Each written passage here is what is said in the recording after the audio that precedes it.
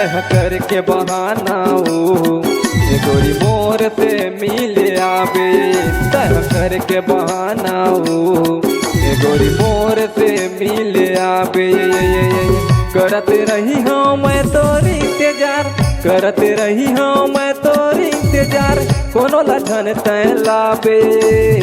कोनो लझन तय लाबे तह करके बहाना ए गोरी मोर से मिले आवे तह करके बहाना ए गोरी मोर से मिले आवे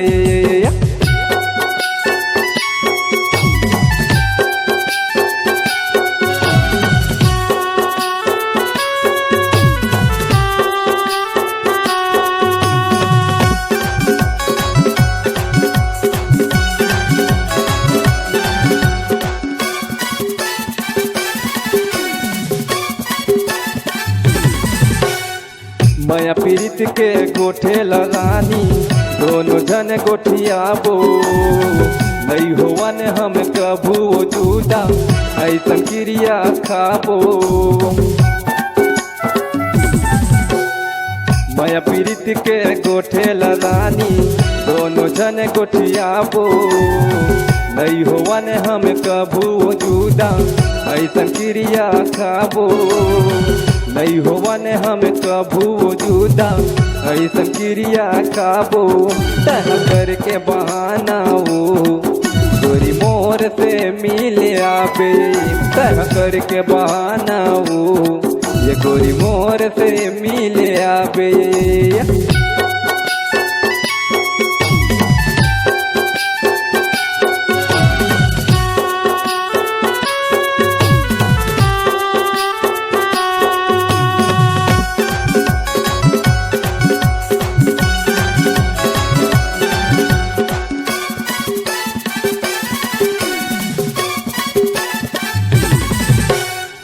प्रेम की नगरी में दोनों जन बही संग रखबो पैरला जियत भर ले जने निकले वो माया के रंग वो रंग ना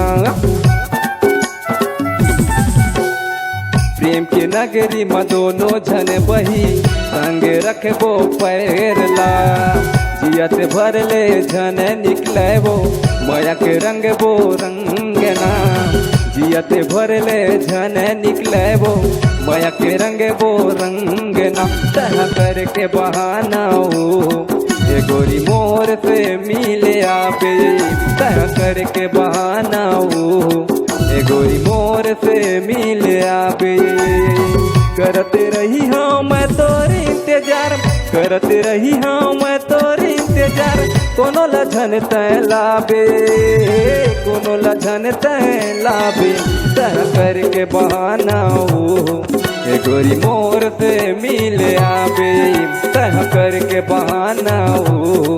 ए गोरी मोर से मिले आवे।